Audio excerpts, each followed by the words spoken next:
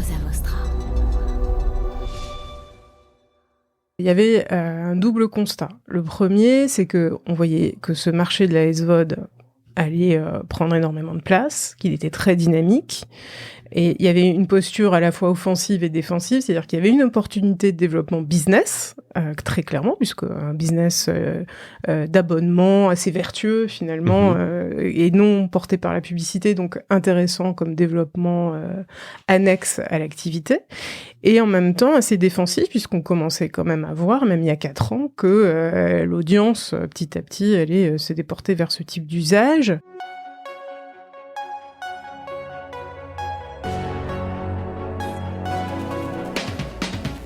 Bienvenue dans Mediarama, le podcast qui explore la galaxie des médias. Ici, nous partons à la rencontre de celles et ceux qui façonnent les contenus, les usages et les stratégies de demain. Je suis François Desfossés, cofondateur de Cosa Vostra, agence de conseil tech et créative. Nous accompagnons les médias dans leur transformation digitale. Contactez-moi sur mediarama@cosavostra.com, sur LinkedIn ou sur notre site cosavostra.com.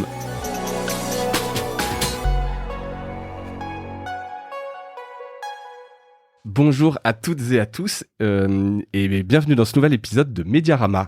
Aujourd'hui, je suis ravi de recevoir Danielle Attias, la secrétaire générale de Salto. Bonjour François. Bonjour Danielle et merci d'avoir accepté cette invitation. Alors pour ceux qui ne verraient pas immédiatement ce qu'est Salto, il y en a peut-être encore certains pour qui ça ne parle pas, c'est donc un service SVOD, souvent présenté à tort, enfin je pense que ça tu le confirmeras, comme le Netflix à la française, un peu l'étiquette qu'on avait collée à ce service. Mais c'est surtout, parce que des services SVOD, on en a quand même vu pas mal émerger, je pense qu'on y reviendra, le fruit d'une collaboration entre des mastodontes de l'audiovisuel, 3 groupes français, France Télévisions, dont tu viens, TF1 et M6. Et donc l'idée aujourd'hui un peu de cette discussion, c'est de revenir sur le lancement de Salto qui est intervenu le 20 octobre. Le 20 octobre dernier, exactement. Et donc après quelques mois, revenir notamment sur la genèse. C'est encore un peu tôt, donc on verra si on peut avoir quand même quelques chiffres, un peu de voir ce que vous voulez par rapport à vos objectifs, mais surtout revenir sur la genèse du projet, qui est quand même un peu une première dans un monde qui est hyper concurrentiel dans l'audiovisuel. Je trouvais ça assez intéressant et donc ça faisait longtemps que je voulais faire cet épisode. Donc je suis vraiment ravi de le faire pour ce premier de l'épisode de l'année 2021. Rapidement quand même, je voudrais revenir sur Daniel, sur ton parcours, parce que je pense qu'il est assez intéressant et que il permet un peu d'esquisser aussi la genèse de quelque part de Salto. Donc en quelques minutes, toi tu viens d'un parcours plutôt de consulting, dans grand cabinet. Tu étais chez Greenwich, donc déjà dès le début très spécialisé dans les médias. Absolument.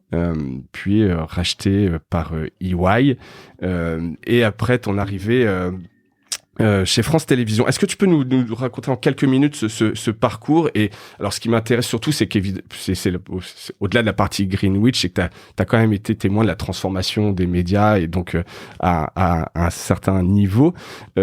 Puis ce qui m'intéresse après, c'est la mission que tu as fait chez France Télévisions, où tu n'étais pas salarié chez France Télévisions. J'imagine que ça avait peut-être aussi un intérêt pour eux. Mais est-ce que tu peux nous raconter un peu cette période fin de Greenwich, puis ton arrivée chez France Télévisions et toute la transformation que tu as pu y voir? Ouais, bien sûr.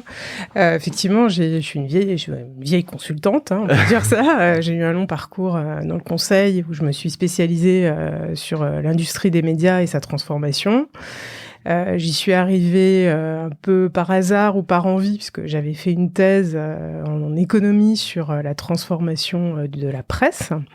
Et je l'ai faite tout en étant consultante. Donc quand j'ai soutenu ensuite ma thèse, je suis restée chez Greenwich Consulting, en effet, qui était déjà une boutique de conseil en stratégie spécialisée dans les télécoms et les médias.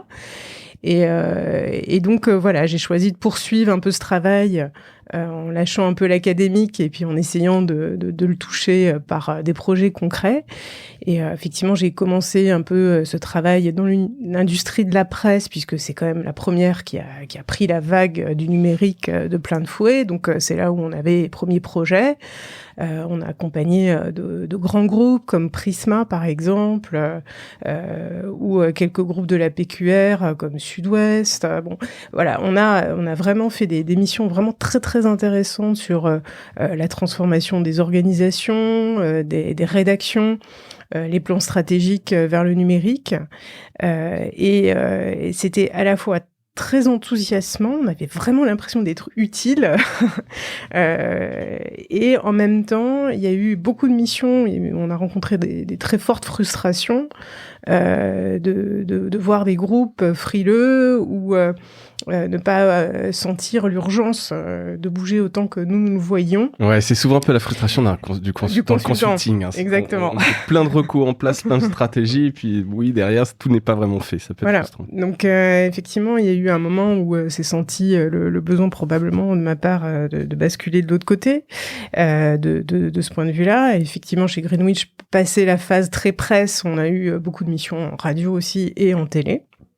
Mais effectivement, c'est le moment où je suis arrivée chez France Télévisions il y a peut-être 4 ans maintenant, en mission pour travailler sur le projet de SVOD spécifique à France Télévisions. C'était déjà Delphine Ernotte qui était... C'était déjà Delphine Ernotte, c'était un des projets qui était dans son programme présidentiel. Ouais. Et qu'à l'époque, voilà, j'ai aidé à structurer et construire. Et par un jeu de chaises musicales un peu atypique, je me suis retrouvée moi-même à basculer côté France Télé, donc sans être à nouveau consultante, pour m'occuper de ce projet interne. Pourquoi ils ont pas pris quelqu'un en interne? C'est parce qu'ils voulaient vraiment ton profil? Est-ce que c'était quelqu'un qui venait de l'extérieur, qui ne serait pas salarié? C'est plus facile, ça passe? C'était devenu un peu mon bébé, ce projet, d'une part. Et d'autre part, je pense que c'était des compétences probablement un peu atypiques, un peu polyvalentes qu'il fallait avoir sur ce... Un peu business, un peu politique, un peu technique... Un peu de tout. Un peu de tout, hein, c'est ça. C'est ça. Effectivement, quand on a un profil de consultant, on est assez généraliste. On sait un peu s'adapter à des situations atypiques. Du coup, je me suis retrouvée dans cette aventure, effectivement, avec enthousiasme et voilà, on l'a porté jusqu'à ce qu'il mute en salto. Parce que c'était pas du tout l'idée au départ. Quand toi, enfin là, c'est vrai une question. Je connais pas la réponse. Quand t'es arrivé chez France Télévisions sur ce projet de SVOD, c'était un projet 100% France Télévisions? Alors oui, mais clairement, la présidente, donc Delphine Ernotte, avait toujours en tête que ce projet devait être un projet de place. Et je pense que dans son esprit, l'idée c'était de dire si les autres ne sont pas prêts à y aller, on démarre et on verra. Très vite. D'accord, donc c'est quand même un peu le leader et on y va si vous voulez vous accrocher au wagon. Je pense que c'était assez atypique et moi c'est ce qui m'a plu, hein, clairement dans cette vision stratégique. C'était atypique parce que c'était chez France Télévisions, dans un service public qui n'était pas forcément habitué à prendre des risques entrepreneuriaux. Non, bien sûr. On pensait que c'est un peu attentiste ou que c'est des Exactement. choses. Et donc finalement, je disais, à quel endroit sur le marché y avait-il un projet d'envergure avec un peu de moyens pour accélérer la transformation industrielle d'un groupe? À ce moment-là, c'était là. Donc c'est ça qui moi m'avait intéressée et de voir comment mon échelle petite puisque c'était un projet qui était moins ambitieux clairement que Salto, mais qui commençait à mettre en place les germes de ce qu'on est en train de développer et de voir prendre aujourd'hui sur Salto. D'accord. Et toi, par curiosité, comment t'es perçu quand t'arrives chez France Télévisions en venant d'un grand cabinet de consulting? Ça rejoint peut-être un peu la même question, mais est-ce que t'es vu un peu avec défiance en disant bon, c'est une mercenaire qui arrive, elle va mener son projet, elle a été recrutée peut-être directement par Delphine Ernotte, etc. pour sa mission, ou est-ce que non, t'es très vite intégré? J'essaie de voir si c'est ce mode de décision. Oui et non, c'est vrai que j'avais un profil atypique, c'est sûr. Tu t'es intégré directement mais dans l'équipe. J'avais travaillé aussi pour certaines des personnes qui étaient autour de moi, que je connaissais d'avant. Donc, ça s'est passé plutôt bien. D'accord. Bon, écoute, très bien. Et donc, le projet, effectivement, switch sur Salto, mais juste, est-ce qu'il y avait dans cette plateforme SVOD voulu des questions un peu de souveraineté, parce que je pense que s'il y a quand même derrière Salto, au-delà du modèle d'une économie, d'un modèle économique, il y a une question de souveraineté. Il était de se dire, on voit arriver un peu les grands canaux de distribution, les grandes plateformes, etc. Est-ce que nous, on doit développer notre propre service de VOD au-delà de se dire on doit mettre nos contenus à disposition? Alors, c'est vrai qu'aujourd'hui, on parle beaucoup de souveraineté culturelle, on parle de souveraineté tout court, et la crise du Covid a accéléré cette tendance, donc tout le monde se la revendique de manière hyper forte. Ouais. Je pense qu'à ce moment-là, on mettait pas forcément ces mots-là dessus. Par contre, il y avait un double constat. Le premier, c'est que on voyait que ce marché de la SVOD allait prendre énormément de place, qu'il était très dynamique. Et il y avait une posture à la fois offensive et défensive, c'est-à-dire qu'il y avait une opportunité de développement business, très clairement, puisque un business d'abonnement assez vertueux finalement, et non porté par la publicité, donc intéressant comme développement annexe à l'activité, et en même temps assez défensif, puisqu'on commençait quand même à voir, même il y a 4 ans, que l'audience, petit à petit, allait se déporter vers ce type d'usage, très avantageux quand même pour l'utilisateur, puisque finalement proposant ce fameux ATAWAD, c'est-à-dire je consomme où je veux, quand je veux, sans les contraintes de la télévision, horaires, publicitaires et autres. Donc il y avait quand même un intérêt à défricher le sujet qui était très clair, et en même temps, du fait, je pense, de la position particulière de France Télévisions dans le domaine de la création française, hein, puisque c'est aujourd'hui le premier contributeur à la création en fiction, en documentaire en particulier, de se dire que finalement cet argent qui était investi dans la création passait la fenêtre de replay, se trouvait nulle part, ou à quelques exceptions près. On a beaucoup parlé de 10%. Voilà, il y a quelques fictions l'arbre qui cache la forêt, mais en tout cas, sinon ça disparaît. Sur les plateformes. Il n'y a plus rien. Après le replay, l'œuvre disparaît. Et on avait fait un exercice qui était de regarder les tops des audiences en France en télé. Effectivement, sur ces top audiences, on avait une situation qui s'était renversée, puisque il y a 5-10 ans maintenant plutôt, ces tops étaient occupés par des grandes fictions américaines. On pense à Lost, par exemple, qui avait des gros cartons d'audience il y a quelques années. Aujourd'hui, quand vous regardez les top audiences, c'est quand même clairement des fictions françaises qui donnent là haut du pavé, puisque aussi la fiction française est de meilleure qualité qu'il y a quelques années. Et donc, il se passe quelque chose. Mais sur ces tops, vous aviez très peu d'occurrences qui étaient disponibles sur les plateformes SVOD américaines. Et c'est normal, c'est pas leur métier. Donc, on s'est dit, ce dont ça devrait être le métier... Pourquoi c'est pas leur métier ? Enfin, c'est leur métier, c'est distribuer du contenu. Alors, on va les forcer, d'une certaine manière, maintenant, avec le nouveau décret, à ce que ce soit un peu plus leur métier. D'accord. On va y revenir, parce que c'est vrai que le sujet un peu des droits... Quand même, le métier des grandes plateformes et leur business model, c'est... détenir un portefeuille de droits et d'exploiter de manière mondiale avec ces effets d'échelle qui permettent de faire en sorte que ce modèle tienne la route aussi. Ouais. Donc avoir des îlots comme ça locaux de développement spécifique locaux sur un marché donné, un peu peut-être, mais beaucoup, économiquement il y a un sujet. Ouais. Donc effectivement on s'est dit il y a un pan énorme finalement de la création qui est hyper consommé en France, et quand même la télé c'est une consommation qui est très majoritairement locale, historiquement. Ce qu'on consomme beaucoup en France n'est pas exactement ce qu'on consomme en Allemagne ou autre, ouais, donc on sent quand même qu'il y a un terreau local hyper fort. Et bien ça, sur les plateformes, ça n'existait pas. Il y avait eu quand même quelques initiatives. Il y avait des plateformes françaises. Alors, je me trompe dans les dates, mais des MyScreen, des Molotov qui existent encore, Alors, tous ont des spécificités différentes. Typiquement, Molotov propose une offre de live. Ouais, principalement c'est de la télé, c'est du live. Alors avec une ergonomie, un produit qui est assez génial, qui a été innovant au moment de son lancement très clairement, mais très centré sur le live. Et n'étant pas lui-même acquéreur ni financeur de la création. Ouais, donc c'est vraiment un pur distributeur. Ouais, donc c'est un autre business. Et après, il y a plein de business de niche. Les plateformes de jeunesse, par exemple, qui se sont développées comme Tfou, Gullimax, ou dans le cinéma avec Filmo TV.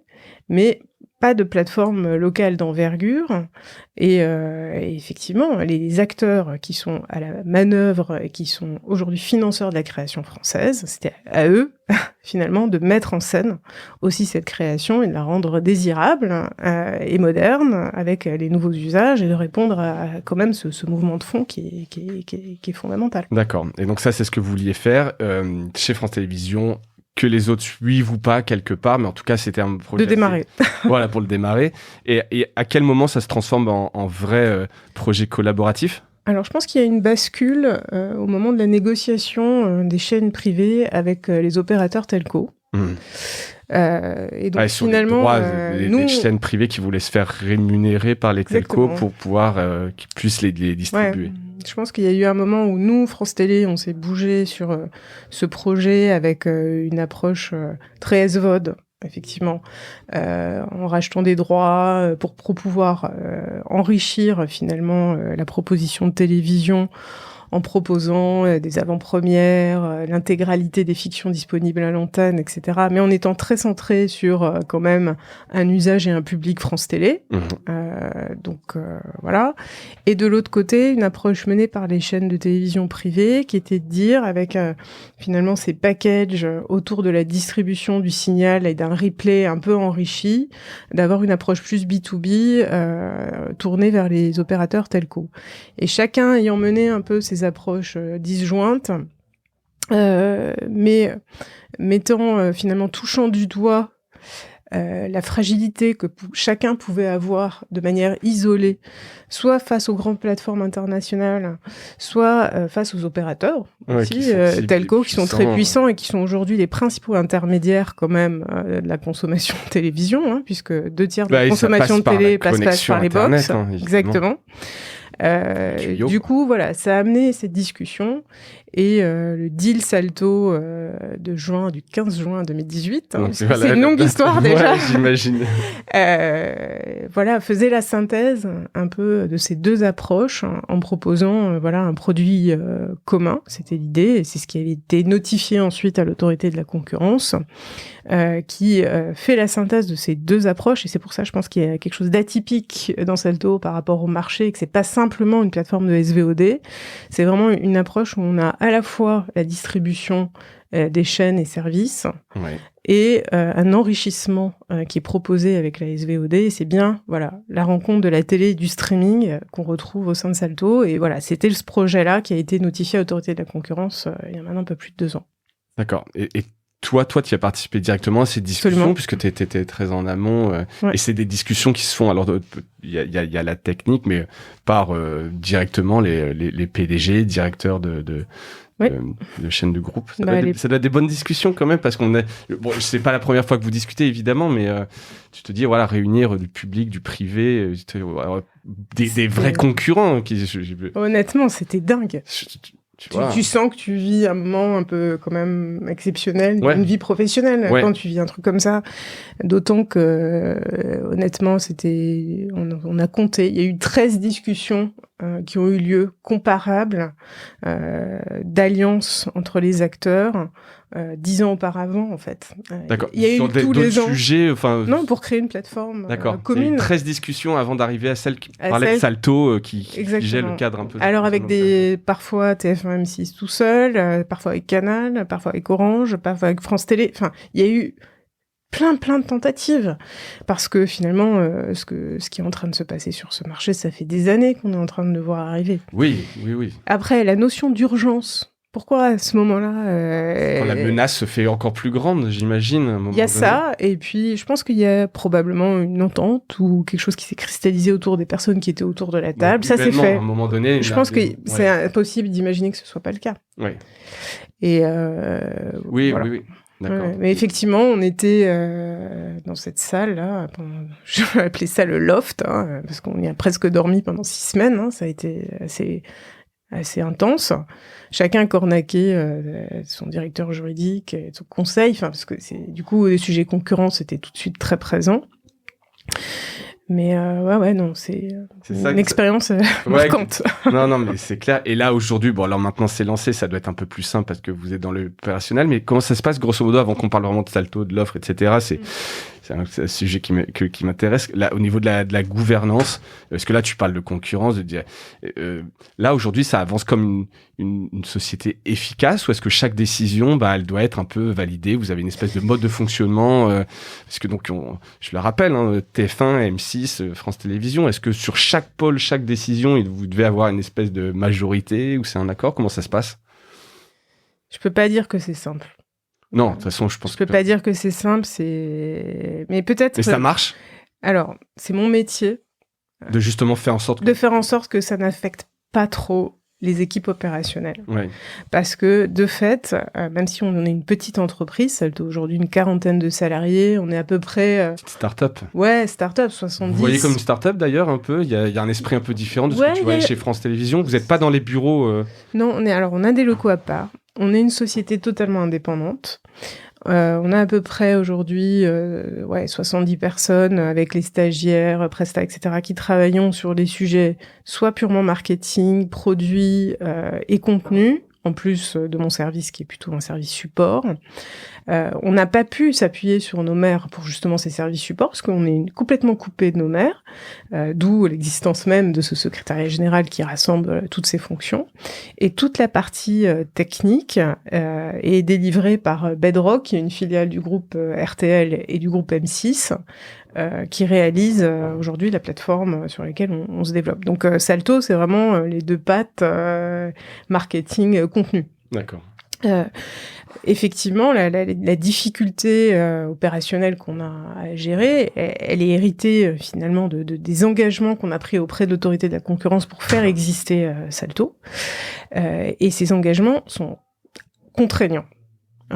Voilà, il n'y a pas d'autre manière de le dire. On pensait, je pense quand on a dealé ça, je pense qu'on a pensé pouvoir vivre avec. Et de fait, on vit avec, et on continue à se développer dans cet univers de contraintes. Mais quand on pense que nos illustres concurrents font à peu près ce qu'ils veulent, oui, on reporte quasiment à personne, et ça doit aller. C'est assez fou comme situation. Mais voilà, les univers de contraintes, il y en a 4-5 qui sont très clairs. Le premier, c'est que Salto doit pas être un univers de coordination entre les maires. Donc ça affecte directement la gouvernance. Ça veut dire que grosso modo, quand on a les 3 parties autour de la table, il faut forcément que ce soit dans un organe de gouvernance. Donc notre comité d'audit, qui a plutôt traite des sujets de structure, et notre conseil de surveillance, on a les 3 présidents notamment autour de table, et qui gèrent les aspects de développement de Salto. Quand on est dans ce genre de situation-là, il y a un ordre du jour, il y a une présentation, il y a quelque chose qui est revu dans le détail par le mandataire qui contrôle l'application des engagements concurrence, et sur tous les sujets sensibles sur lesquels on porte des engagements, notamment nos acquisitions de contenu et la distribution du signal. Sur tous ces sujets-là, tout doit être regardé au cordeau pour être sûr que tout est conforme aux engagements, et il y a tout un tas de sujets qu'on ne peut pas aborder. Donc typiquement, quand le conseil de surveillance se réunit pour discuter des investissements dans les programmes de Salto, qui est quand même un sujet ultra stratégique, il faut que toutes les données soient suffisamment agrégées pour que nos interlocuteurs ne soient pas en capacité à identifier un coût horaire, à identifier à qui on achète. Enfin, c'est parce que il y a toujours une suspicion, d'une certaine manière, de favoriser ou de... Voilà, ou bien puisque les maires elles-mêmes sont actives sur ces marchés, qu'elles aient une information par ce biais qu'elles puissent utiliser sur ce marché. Donc, c'est à la fois... il y a des sujets de gouvernance entre les maires qui seraient, complètement en dehors des questions de concurrence, mais là où c'est fou, c'est que les maires sont peu actifs sur le marché de la SVOD. Oui. Aujourd'hui, c'est Salto qui est actif sur le marché de la SVOD, et pourtant, on est hyper contraint sur ces aspects, et ça crée des situations totalement ubuesques dont on n'a pas idée. Non, mais je l'imagine, on lit un peu entre les lignes, le côté un peu parano, et puis très très technocratique, c'est-à-dire que chaque chose doit être revue, validée. Plein de fois, on se dit honnêtement qu'un entrepreneur pur jus pris dans la machine de ce qu'on est en train de faire aujourd'hui aurait pas pu supporter, en fait. Non, mais c'est ça. Mais voilà, moi, je prends vraiment mon job comme l'idée d'absorber cette contrainte pour faire en sorte que vraiment le développement de Salto sur tous les autres aspects soit vraiment celui d'une start-up en développement Ouais. et que on arrive à faire les équipes ne sentent pas ça, ne sont pas affectées au maximum. Alors elles sont alertées, formées sur les engagements, parce qu'on a tous signé des NDA à rallonge et très contraignants. Donc il faut qu'elles aient quand même en tête que voilà, tous ces sujets de coordination entre les maires sont ultra encadrés et sur les sujets sensibles qu'il n'y ait pas de problème. C'est notre responsabilité. Néanmoins, voilà, il faut que la boîte puisse se développer et on a quand même des objectifs assez ambitieux. Donc voilà, il faut qu'on absorbe cette contrainte au maximum pour que les équipes puissent bosser. Ouais, que ça vous ralentisse pas trop, en tout cas.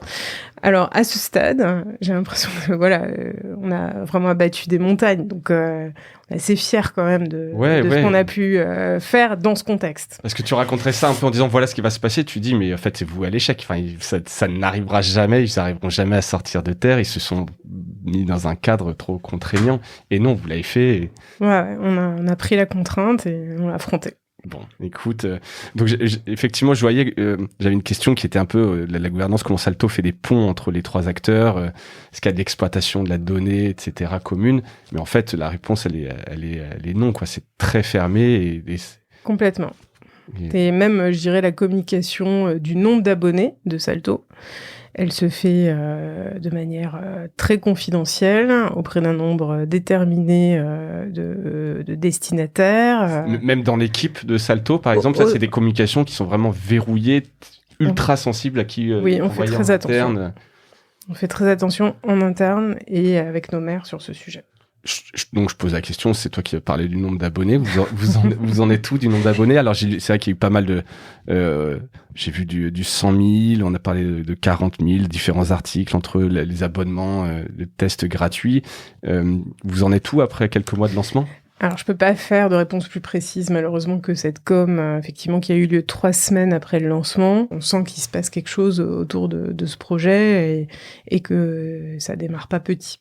Ouais, donc ça c'est plus donc voilà, donc pas de chiffre plus que ce que les fourchettes que j'ai eues, mais c'est au-dessus de vos objectifs. C'est au-dessus de nos objectifs. Et c'est pas un effet d'annonce au début et puis ça retombe, etc. Non, ça continue. D'ailleurs, comment vous communiquez sur Salto auprès du grand public? Quel plan de com, quels moyens vous avez pour faire de l'acquisition? Parce que c'est quand même absolument. Ouais, tu lances un service, l'acquisition, ça doit être ton cheval de bataille. Alors, il y a le contenu, évidemment, il y a le produit, mais après, il y a l'acquisition. C'est un sujet important, puisque même dans la conception du projet de Salto, on sent bien que par rapport aux plateformes internationales, l'intérêt de faire Salto quand on est en France et sur un marché uniquement français qu'on ne peut pas faire levier à l'international, c'est de faire jouer finalement des synergies à la fois avec nos maires sur l'univers des contenus autant que possible et sur la capacité de promotion. Bah oui, tu as une puissance de chaîne qui sont tu touches tous les Français. Les deux principaux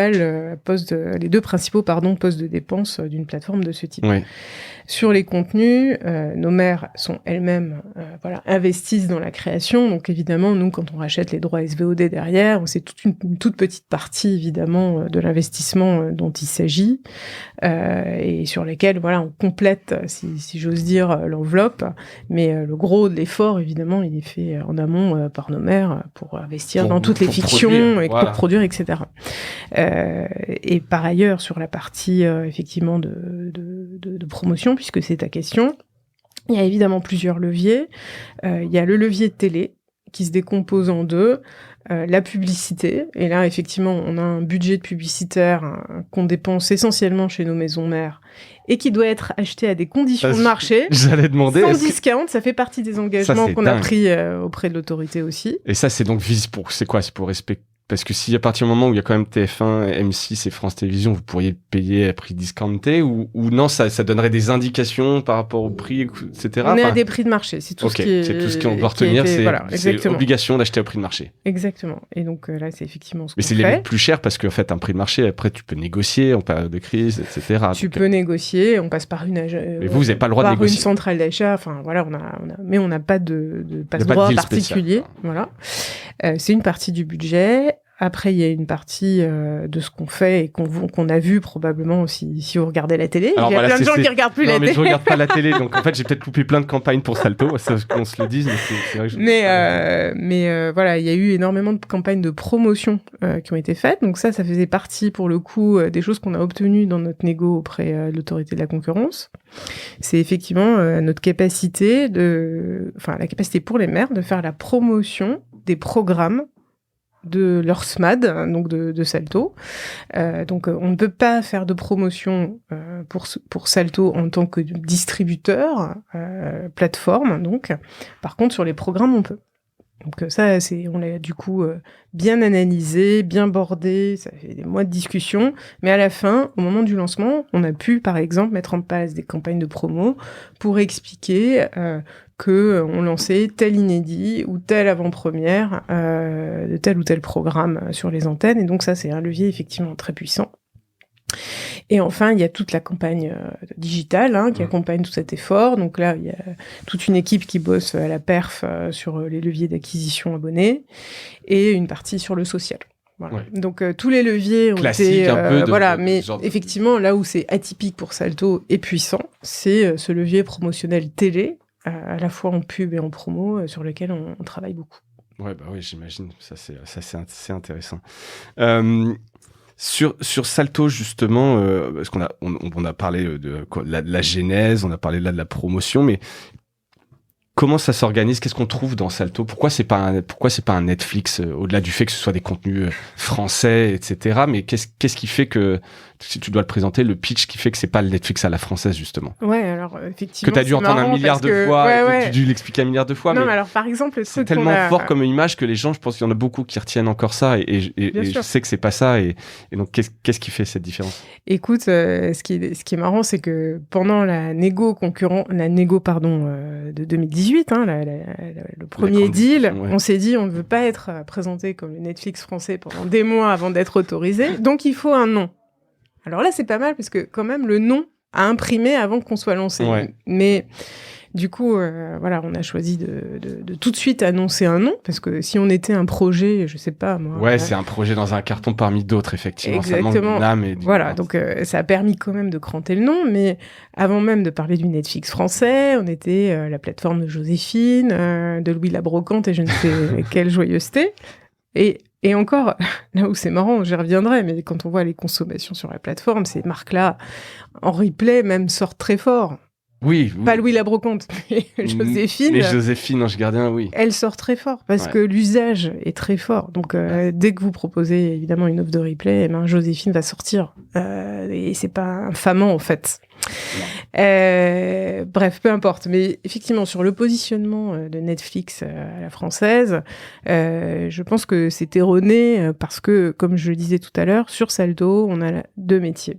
On a le métier de proposer l'univers de la télé. Donc là, on a une trentaine de chaînes. On a mis les chaînes des trois groupes, y compris certaines chaînes thématiques d'ailleurs. Donc il y a Paris Première, les chaînes jeunesse par exemple, Histoire, qui se retrouvent aujourd'hui sur Salto, leur replay. Et à côté de ça, en fait, on a travaillé en poupée gigogne, c'est-à-dire qu'il y a aussi une offre de streaming qui accompagne cette offre de télévision. Et donc, sur Salto, il y a vraiment, on dit le meilleur des deux mondes, mais cette rencontre entre cette offre de télévision et une offre de SVOD. Et la manière dont on a travaillé l'offre, elle a travaillé une notion qu'on avait en germe dans notre projet France Télé, mais qu'on est en train de développer très fort et qui reçoit vraiment un retour très positif des utilisateurs. C'est une notion qui n'existe pas à ce stade sur les plateformes, qui est une notion de télévision enrichie. C'est-à-dire que sur un rêve, ça, la télévision enrichie, enfin beaucoup de gens cherchent après ça, quoi. Eh bien, en tout cas, pour quelqu'un qui est appétant à ce type d'usage, ça permet d'aller plus loin que l'innovation qui a été faite dans le passé, qui était celle du replay. Ouais. Parce que finalement, le replay limite dans le temps, il y a beaucoup de publicité, enfin, donc il y a quand même beaucoup d'irritants encore. Il y a déjà une première libération, entre guillemets, par rapport à l'usage télé classique, où il faut se mettre à heure précise devant la télé. Mais là, on va un cran plus loin. C'est-à-dire que, par exemple, sur une fiction donnée, on peut avoir cette fiction disponible en avant-première sur Salto.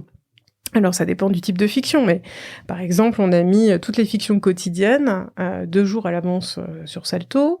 On est en train de faire plein de tests. Les fictions quotidiennes, pardon, c'est... Par exemple, Plus belle la vie, Demain nous appartient, Ici tout commence, la nouvelle fiction de TF1. Elles sont disponibles 2 jours avant sur Salto. On a... D'accord, ça c'est fort ça quand même. C'est fort, et on a commencé à le faire sur plein d'autres programmes. On a mis L'amour est dans le pré 7 jours avant sur Salto. On a mis Les princes et princesses de l'amour. Ouais. Les téléréalités comme ça, on fait des tests, on les met 2 jours avant sur Salto. Et ça prend énormément parce que vous êtes sur des publics hyper captifs, hyper addictifs. Et ça, les mères, non, mais elles le voient d'un bon œil, parce que j'imagine qu'il y a des équipes qui s'opposent un peu, qui ont chacun leur propre intérêt, mais... Écoute, je pense que Salto, c'est un lieu d'expérimentation. On a encore pour l'instant un petit bassin d'abonnés. Oui. Quand même être, donc, voilà. Donc, tu ne menaces pas les revenus publicitaires à ce stade, live. Et à ce stade, c'est pas du tout le sujet. Et on commence à tester des choses intéressantes. Et par ailleurs, c'est des fenêtres qu'on achète. C'est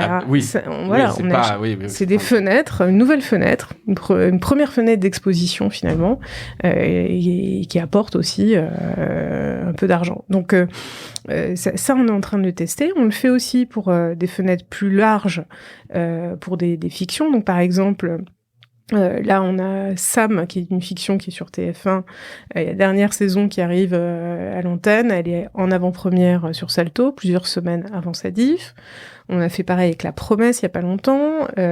Ils étaient 10, qui était aussi une fiction qui va arriver sur M6 dans quelques mois. On sait pas exactement quand. C'est vraiment des mois à l'avance. Là, c'est même plus 2-3 semaines avant. Ouais, c'est un autre calendrier. Vous avez l'exclusivité. On a l'exclusivité pendant une période de temps donnée. La fenêtre, du coup, plus elle est longue, plus évidemment ça coûte cher. Est-ce que ça permet aussi de tester, peut-être à aparté, mais de tester d'un point de vue prod un format, un montage, etc. et réajuster le tir, ou non, Non, parce que le produit, le programme est fait, mais non, par contre, ça permet probablement de faire parler du programme, de faire monter la musique dessus, aussi avant sa diff. Une petite communauté, peut-être, à un moment donné. Et les deux choses interagissaient très bien, puisque on savait déjà, avant de se lancer dans cette histoire de télé enrichie, que un programme, quand il passe à une antenne, il crée une appétence particulière. Vous avez des flux, par exemple sur certains films, de consommation en TVOD qui existaient parce qu'un film était passé à l'antenne. Donc la personne n'avait peut-être pas vu à l'antenne, mais comme elle entend parler du film, ça lui fait penser, elle se dit « Ah bah tiens, j'ai envie de le revoir, j'y vais ». Et voilà, ce phénomène-là, finalement, qui est assez imperceptible. On est en train de creuser, de tester des choses. Donc ça, avec cette notion d'avant-première, mais aussi avec, surtout presque, la notion d'intégrale, c'est-à-dire que à un moment, quand un programme est diffusé sur une antenne, eh bien, vous êtes sûr que sur Salto, il y a tout. Non seulement la saison en cours en intégrale, mais toutes les saisons antérieures, si elles existent. Ce qui fait que si vous avez raté, par exemple, le fameux Sam dont j'avais parlé tout à l'heure, il y a une promo de dingue qui est faite sur TF1 pour dire « Regardez la nouvelle saison de Sam ». Ben, nous, à ce moment-là, on est capable de dire « Ah ben, t'as raté tout ce qu'il y avait avant, le programme t'intéresse, tu peux tout binger sur Salto ». Et il y a que chez vous Et il y a que chez nous qu'on peut le faire. Donc, cette notion de télévision enrichie...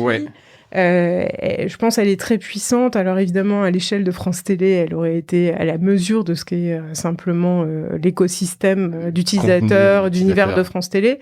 Là, on le fait sur tous les contenus de télévision majeurs. Donc il est en train de se passer quelque chose autour de Salto avec cette offre-là qui est super intéressante. Et alors, je ne veux pas dénigrer le reste, parce que tout se tient en fait dans la composition de l'offre de SVOD en dehors de cette notion de télévision enrichie qui a été faite sur la plateforme.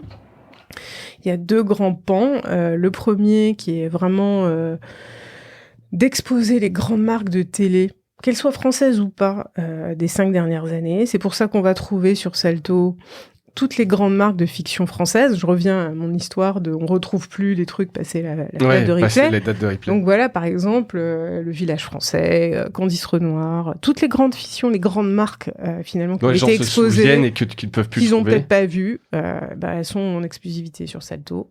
Et on le fait aussi sur certaines marques américaines sur lesquelles on arrive à se positionner. Par exemple, The Office est chez nous. La version américaine ou la version anglaise? Américaine. Ouais. Parks and Recreation, Desperate Housewives, Downton Abbey. Donc vous avez ces grands classiques aussi, quoi. Voilà, exactement. Parce que c'est aussi des gens qui aiment la télé, qui se repèrent avec ces marques-là, qui sont des marques vraiment repères. doudou, disent certains de nos collaborateurs. Ah ouais, c'est des marques doudou. Non, mais je vois bien. Et en tout cas, ouais, c'est l'impression que il faut les avoir pour avoir, c'est un peu le minimum. En tout cas, les gens s'attendent à retrouver ça ou sont contents de retrouver ça. Ça donne un peu de cachet. Ça pose effectivement le standard de qualité aussi qu'on est capable de délivrer. D'accord. Et donc enfin, pas que du contenu français en tout cas, même si c'est en grande majorité. Non, et par contre, ne vous interdisez rien sur le contenu. Non, et puis il y a vraiment l'idée de faire une sélection qui doit plaire au public français. Ça ne veut pas dire que c'est du contenu 100% français. C'est clair qu'il y a sur Salto plus de contenu français qu'ailleurs, mais pas que.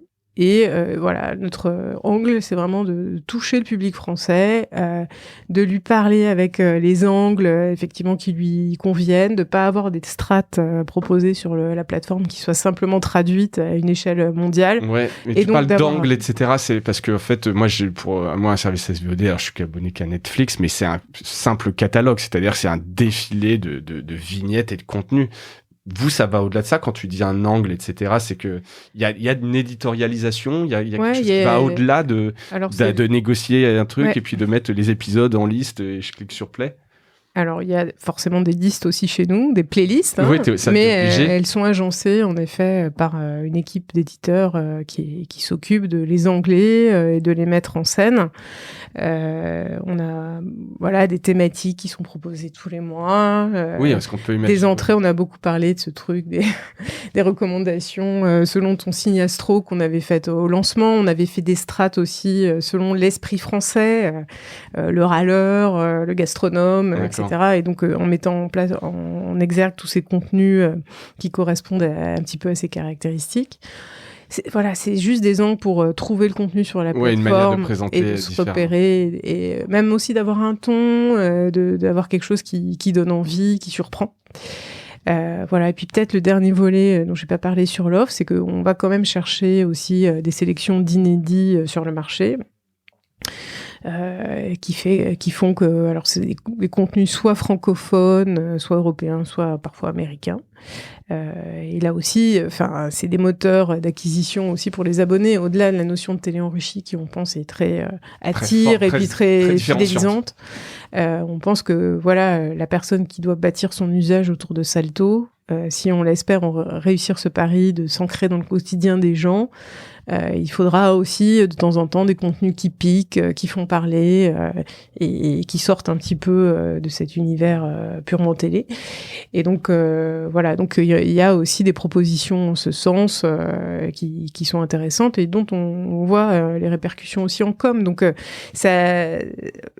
chaque brique de l'offre finalement trouve sa place et on tourne sur 10 à 15 000 heures, bientôt 15 000 heures dans le premier trimestre. Là, on va atteindre bientôt ce nombre d'heures sur la plateforme. 15 000 heures de contenu disponible. Voilà, qui rassemble à la fois cette offre de SVOD, le replay agrégé de chacune de nos mères, et l'offre jeunesse, puisqu'on agrège sur la plateforme Tefumax, Gullimax et Oku, qui composent l'offre jeunesse de Salto. Très bien. Il y avait un sujet en préparant un peu l'épisode sur justement les créations françaises, les décrets TASCA, etc. Et je voulais voir... Alors c'est un sujet un peu complexe, et je vois donc c'est qui oblige, tu le dirais probablement bien mieux que moi, mais qui oblige donc les chaînes à...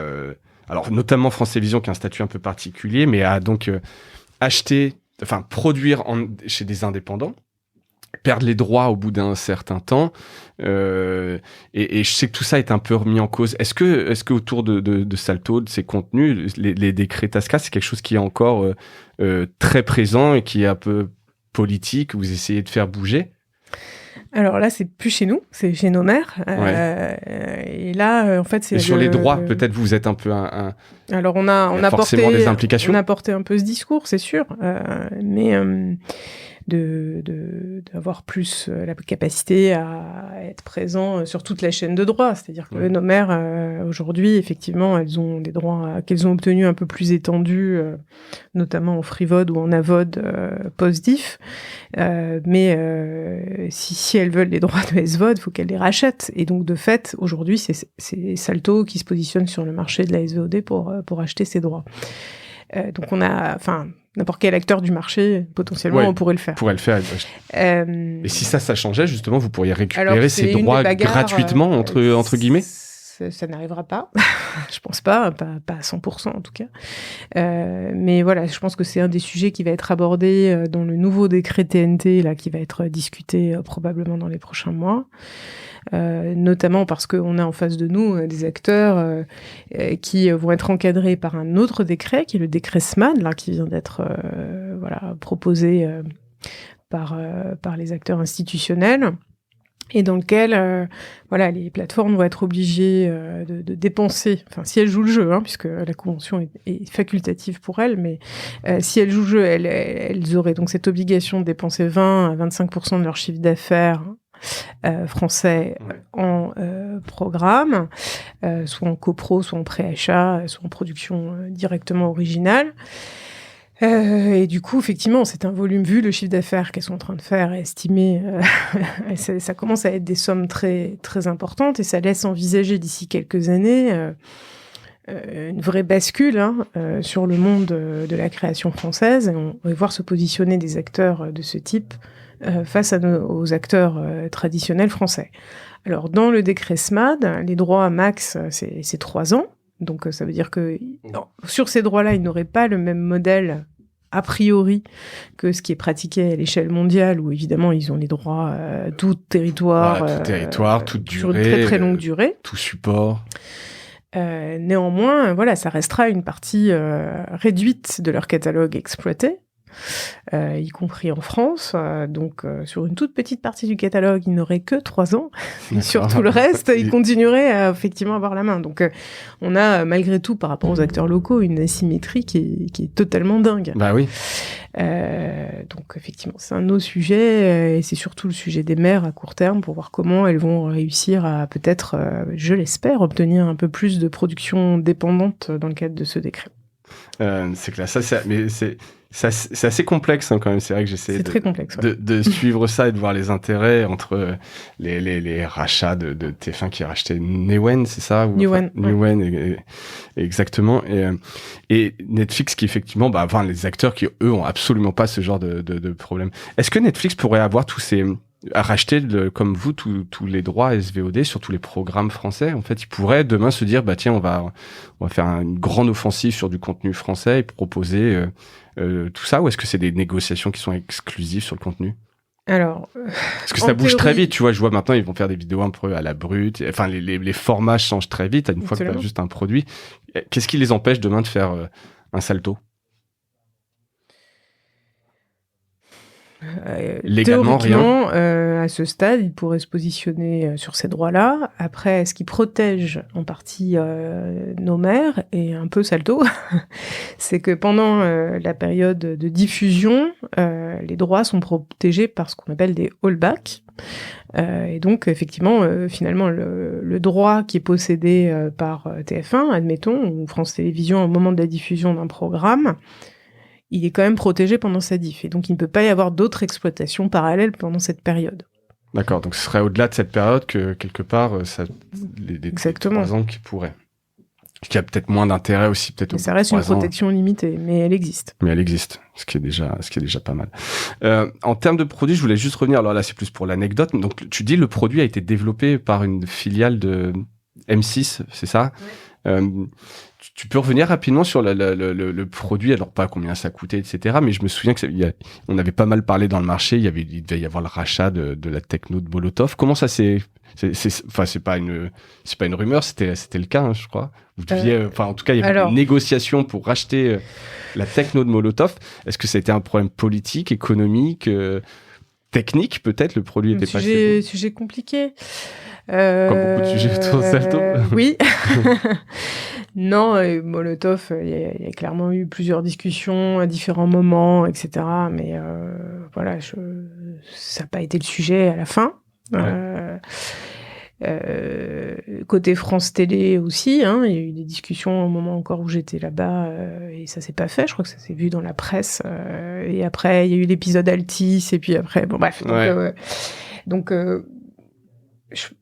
voilà, finalement, le choix s'est porté vers un autre acteur. En même temps, à ce moment-là, on a fait quelque chose d'assez construit. L'autorité de la concurrence, au moment de l'instruction du dossier, nous a donné la possibilité d'avancer sur le sujet technique à nos risques et périls, puisqu'ils pouvaient toujours interdire le projet. Hein. Oui, bien sûr. Mais on avait la possibilité d'avancer sur l'aspect plateforme. Vous aviez cette épée de plateforme. Damoclès qui pouvait refuser tout le projet. Oui. Tout ça soit jeté du jour au lendemain aux oubliettes. Oui. Ouais. C'était notre sujet de 2019. Ouais, j'imagine, ça devait être un petit peu lourd. Mais en parallèle, effectivement, on a pu avancer sur ces sujets-là, alors qu'on ne pouvait ni travailler sur des sujets d'acquisition de contenu, ni sur des sujets clients. Tout le marketing, enfin tout ça, on l'a fait après la création de Salto. Mais par contre, la plateforme, on a mené un appel d'offres, on a interrogé plein de boîtes, on a eu un appel d'offres assez long, assez détaillé, sur la base d'un cahier des charges précis, etc. Et Bedrock, donc la filiale d'M6 RTL, s'est positionnée à côté des autres. Et finalement, on a décidé d'avancer avec eux, avec moultes analyses, etc. Enfin, ça a été fait de manière très encadrée, analytique. Très analytique, c'est le bon terme. Mais et donc aujourd'hui, vous ne maîtrisez pas le produit. En tout cas, c'est pas contrairement, j'imagine, à une start-up, à un Netflix quand il s'est lancé. Effectivement. C'est un prestataire et c'est un outil qui a été développé sur mesure pour Salto ou c'est un tu sais, comme, enfin, il y a des plateformes, je pense à VOD Factory, qui proposent des plateformes VOD un peu en marque blanche et un peu customisées pour Salto. Alors, c'est un peu l'idée. C'est un peu l'idée. Alors, Bedrock, c'est une boîte jeune, donc il y a quand même pas mal de choses spécifiques qui ont été faites au passage. Pour votre Néanmoins, voilà, il y a quand même un produit socle sur lequel on s'est appuyé pour pouvoir développer Salto. D'accord. Et ça vous permet quand même de l'agilité. Ça, c'est un truc que tu trouves au final un bon choix ou parce que. Alors, il y a eu beaucoup d'engagement de la part des équipes, forcément, puisque voilà, il y avait quand même un partenaire autour de table qui était partie prenante du projet. Donc, il y a un engagement de l'équipe de Bedrock qui a été total pour le lancement de Salto. Donc, et puis le lancement s'est quand même bien passé techniquement. Donc, en tout cas, on n'a pas entendu parler de problèmes techniques. Absolument. Donc, il y a évidemment des petits bugs, des machins, mais tout ça est en train de se régler. Ouais. Et ça, voilà. Là où je pense qu'il y a quelque chose qui est intéressant dans le projet Bedrock, c'est que ils ont commencé à se développer à partir de petits clients du groupe RTL. Ils sont en train de développer là la plateforme de Vidéoland, qui est la plateforme du groupe RTL en Hollande. Donc il y a quand même un peu d'effet d'échelle qui existe grâce à Bedrock, et sur les aspects techniques où les coûts fixes sont monstrueux, voilà, je pense que ça a un intérêt fort. Après, voilà, c'est aussi une aventure entrepreneuriale, Bedrock. Hein. Donc, oui, tu dis c'est à côté de nous, jeunes, etc. Donc, ils sont à peu près 300, ils sont à Lyon. Donc, il y a aussi une histoire sympa qui est en train de s'écrire autour de ce projet à côté de nous. Et on est en train de grandir ensemble, donc on verra comment ça se passe. Il n'y a pas de déception, c'est pas trop contraignant et t'as pas l'impression de pas maîtriser le produit, non, en tout cas. Il y a plein de sujets, forcément. C'est un projet technologique, donc il y a évidemment plein de sujets, mais en tout cas. Et si ça cartonnait, Salto, ça peut être un sujet à un moment de redévelopper votre propre plateforme, d'intégrer un CTO, des développeurs et de se dire. Ouais, il y a plein d'autres idées, mais effectivement, on commence à y réfléchir, mais oui, ça sera un pourrait sujet. avoir du sens, en tout cas, s'il y avait un énorme succès derrière, maîtriser son produit. Bon, après, il y a les sujets politiques, et si Bedrock peut-être pourrait être intégré, il peut y avoir plein de choses, en tout cas, effectivement. Oui, il y a plein d'idées, on verra comment ça évolue, effectivement. Écoute, exactement. Je pense qu'on arrive au bout de cet épisode. Toi, donc ça fait un moment que tu bosses sur Salto, c'est quoi ton premier bilan là après quelques mois? Alors je te laisse t'exprimer, perso, pro, sur les chiffres, réussite, c'est pour toi c'est une réussite, c'est une demi-réussite, c'est excitant, c'est quoi ton bilan? Écoute, pour moi c'est une tranche de vie. J'ai pas d'autres mots parce que ça fait 4 ans avant ce lancement que je bossais sur ce projet. Très en sous-marin. Entre l'arrivée chez France Télé au tout début sur ce projet, le faire sortir des cartons, commencer à lui donner une ampleur, une concrétisation, puis le deal tripartite, l'aventure concurrence qui a été une année complètement folle aussi, l'année du lancement de Salto, la création de la boîte, enfin. C'était à la fois un roller coaster fou, avec des hauts, des bas, en pic et en creux complètement incroyables. Franchement, l'impression d'avoir vécu quelque chose d'exceptionnel à différentes étapes, d'avoir côtoyé des gens exceptionnels. Oui, parce que dans ton board, c'est les présidents. Donc toi, t'es au board et donc t'assistes à tout ça. Et alors, c'est feutré, c'est franc, je sais pas, j'ai une image, voilà, c'est quand même des grands patrons, des vraies grosses personnalités, les trois en l'occurrence. C'est serein, c'est un petit moment où ils se retrouvent, je vais pas dire de complicité. Tu sais, c'est quoi l'ambiance dans les boards? Ou c'est très, au contraire, technocratique Non, mais c'est franc. C'est franc. C'est franc. Il y a une très grande motivation à faire décoller ce projet. Qui les unit, même malgré et leur sujet, etc. Les trois sont parfaitement alignés sur l'envie que ça réussisse. Absolument. Ça ne veut pas dire que c'est facile. Non. Mais il n'y en a pas un qui freine, en tout cas. Mais voilà. Donc c'est franc. Il y a une très forte, à ce stade, une très forte envie. Ouais.